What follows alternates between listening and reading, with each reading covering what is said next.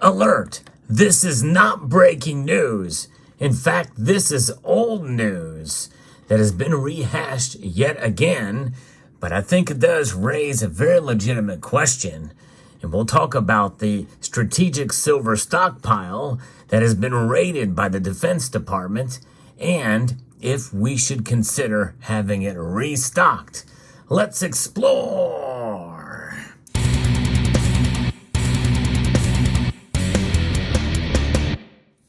That's right.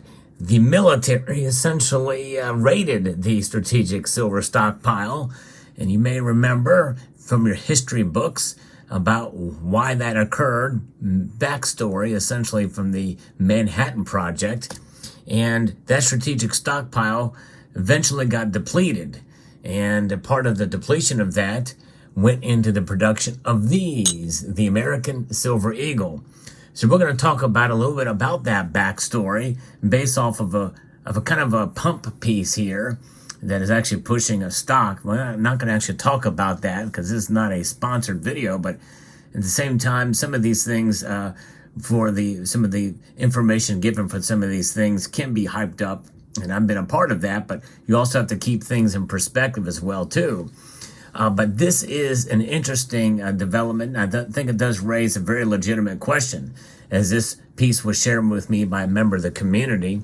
If you enjoy pieces like this where I talk about how important silver is, and silver definitely is important for a myriad of different things, not just for the Department of Defense or for strategic stockpiles for defense purposes, but for other reasons too.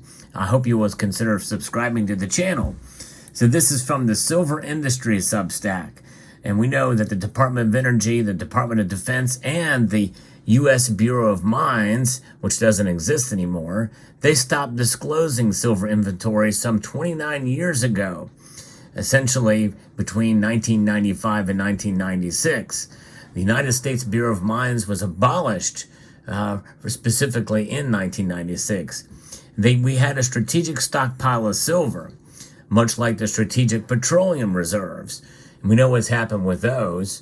They've been politicized here in recent memory, but the strategic stockpile of silver, was very useful for the development of the Manhattan Project. In fact, in the early years of my channel, I showed you some of that silver that was actually used on nuclear submarines in the form of actual silver hair. There was little mini silver threads which came in, and they were pretty neat. Some of them were not actually pure silver at times. And it's kind of remarkable to see it in that form. And such fine little, it was pretty cool. I don't know where those videos are. You can probably type silver hair on the channel and probably find it as you search videos. If I think about it, I'll link at the end screen of this video. But nonetheless, this is something that we should probably start thinking about again. As silver is used a lot. And this article talks a little bit about some of that. And we have really a crisis in some area, in some sense, considering that all the silver utilized here in the United States, about 79% of it is imported from other countries. And we do have domestic silver mining here, but we need to do more. And we need to have silver mining that actually gets put into place and maybe have some, maybe as a strategic stockpile. Some may argue against that because, well, there's enough silver to go around.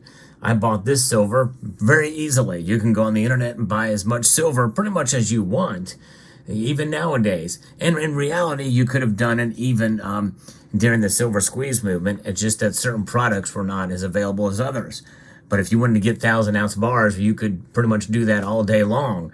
It's really a matter of the product that's available. But you think about it, with increased demand, which most project increased demand in silver, it may not be a bad idea for something to consider for the government to have it for strategic purposes, not only for military, but other uses. And so essentially, this article talks about a lot of things that I disagree with, but I can understand where they derive some of these data from, or some of the conclusions they have. They think that there is a cartel of price fixers, and essentially a lot of it is in the aerospace contractors and the government, SpaceX, even some of the private companies. These gargantuan aerospace and defense enterprises, which are silver buyers, push for lower silver prices to maximize profits on rockets, bombshells, missiles, etc. Anyone who runs a business understands that factory inputs, raw materials, equipment, payroll, insurance, land, building structures, vehicle fleets, maintenance, all go into accounting, into any accounting spreadsheet. And by minimizing costs, companies can improve their profit margins, which is the difference between revenue and expenses. A higher profit margin means that a company is more profitable. Well, I would say, yes, if that was really the case, you would think that many of these companies would indeed be stockpiling it for themselves when the price dips. And how much of it is being bought at that time? I don't know, because you would think if you buy a whole bunch, that's going to just shoot the price back up. But again, buying the physical is a lot different than buying it on the derivatives complex. And I think that's really where a lot of the price fixing is. And that's really essentially as a result of the natural market. And when you have the derivatives, because it naturally just explodes higher and higher with more paper versions of silver for every ounce than we've seen, hundreds of those. I don't know what the exact numbers are, but nonetheless. Yes, it's fascinating to see. And I don't know, when we see these large spikes in silver's price, how do these companies and these organizations and contractors push that price back down? It's not legal to do that, but then again, they are contractors and they are a government, so maybe they're given a pass. I don't know, but I've not seen any evidence that they've reported here to show. They just make the accusation in this article. But for most of the 20th century, the United States Bureau of Mines was a primary United States government agency conducting scientific research and disseminating information on the extraction, processing, use, and conservation of mineral resources. The Bureau was established, as we said, in 1996, and that was also the time where they pretty much stopped reporting on silver. And then we have the critical minerals list, which was released. But there's a lot of minerals listed there, including aluminum, cobalt, copper, dysprosium, never heard of that, electrical steel, fluorine, gallium, that's right, gallium, which is a metal that was sent to me by CCT, which melts at 86 degrees Fahrenheit. Literally, you hold it in your hand and it melts in your hand like an M&M. Iridium, lithium, obviously, magnesium, natural graphite, neodymium, nickel, platinum, paraxylinium, never heard of that either, silicon carbide, terbium. Those are critical materials for energy. Other critical minerals from the Department of the U.S. Geological Survey, a 2022 final list include aluminum, antimony, arsenic, barite. These are just general critical metals that we see from the Department of Interior. And they have lithium as well, iridium, indium, holmium, neodymium, nickel, niobium, palladium, platinum, rhodium. Yep, rhodium is in there. Rubidium, ruthenium, samarium, scandium, tantalum, samarium, you may remember if you watched a House of Cards, it was mentioned in there. Tellurium, terbium, thulium, tin, titanium, tungsten, vanadium, all of these metals, and they're in alphabetical order. Guess which two metals are not shown in there or not listed? Gold and silver. And why is that? Now, they say here that the Silver Academy is learning project is also a guide for investors, but the author of this piece is now calling this a silver crisis. It's a crisis, folks. It's a crisis in silver. So because they don't list these minerals, this person's calling it a silver crisis. Now that's quite a huge, massive leap to calling it a silver crisis just because these two minerals aren't listed as strategic. Well, I tell you what, let me tell you why they're not listed in there. I can pretty much tell you that it is because, well, they are monetary metals. They have a very, very wide range of use, and the United States government already has a strategic stockpile of gold and silver. They do have a holding of silver as well, too. Mainly the United States Mint has it, and for coins and bullion and the like. But we don't have a strategic stockpile of silver. And I don't think that them not listing it there means that we're in a silver crisis. It just means that they don't feel the need to do it because they have no problem getting it. These other metals and minerals are either very, very crucial, and even though they may be common, like aluminum and the like, they are much more probably important and maybe harder to get in a hurry. And so therefore they are called strategic metals. By the way, we don't have a graphite strategic reserve. We don't have an aluminum strategic reserve or anything for arsenic, barite, or yttrium or zinc. So just because they're not listed there does not mean that they're going to be in a strategic stockpile. But it's obvious that silver is necessary and needed. But it is fascinating. But I think that's why it's not really listed there. Because really it's seen, it has that dual purpose and dual role. And moreover, the author here thinks we will indicate how much silver the U.S. imports and how this poses a substantial risk to U.S. energy independence and puts the U.S. military in a precarious situation. Well, here's another thing too, that's not listed. Here's another metal that's not, or mineral that's not listed in this list: uranium. And there's a lot more uranium that we import from Russia and other places than silver. Uranium is definitely very strategic. I would think most would agree on that. But why is there not a uranium crisis? In fact, I think there's probably an argument can be better made for that to be the case than for a silver crisis. So, I define that.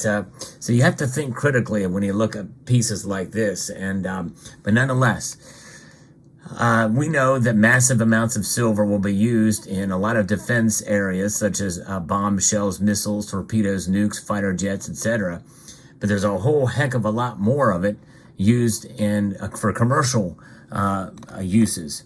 And by the way, critical minerals that are listed here for the Department of Interior, Secretary of the Interior, by the way, does not list copper.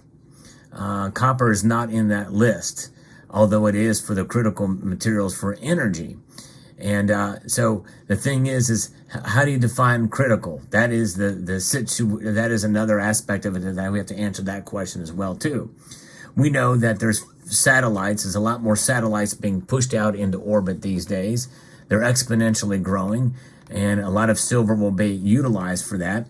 In fact, according to the data they've calculated here, satellites in orbit amount to 34.5 million ounces of silver and 576,000 ounces of gold beyond 2023. In other words, that's a projection. And they say that that's peanuts compared to rockets, nukes, submarines, missiles, torpedoes. And we know that we are, this kind of thing happening here. And then they go into sort of a panic conclusion here that the dollar is lost its enormous privilege called the petrodollar. But the thing is the dollar is not going away anytime soon. It's being chipped away, and they would like for it to go away so that some other currency can take over. But no matter what currency takes over, they all run into the same problem, and that is quantitative easing. That is a modern monetary theory. And a lot of these BRICS nations that are being propped up a lot by this community, they're worse than the United States in terms of things like some of the practices of modern monetary theory and full-blown Marxism, communism, and the like. That's not where we want to go, folks. And I think that's one of the things here, even though our country is definitely in decline, there's no question about that. We have a lot way to go because the engines of economic progress are based off the ideals of the free market, capitalism. And folks, that's hard to kill. It really is. In fact, it even has been able to take root in even China to some extent. They have embraced some of it because, hey, they find it works. Obviously, it's a quasi, a dual kind of system there to some degree, but nonetheless, there is that. But so what does this mean now? It means that we're importing a lot of silver, but we also, can get it fairly easily, and especially in Mexico. And now Mexico has some issues. They have stopped open pit mining, and a lot has changed since 2021. Silver exporters are not lining up to do business with the United States as much. Now, obviously, some of that is because of the dollar is definitely under threat nowadays because we're in debt massively. We're going to hit $34 trillion in debt before you know it, folks. And our dollar is being inflated, and nations around the world do not like that. But they still adhere to it and attach to it. Why? Because other nations, most other nations of any influence, their currencies are inflating as bad, if not more so, than the dollar. So we still have a dollar-centric nation. So we'll see what happens, but nonetheless, the overall question is should we consider having a strategic stockpile of silver, just in case? And I think it's probably not a bad idea at this point to consider it.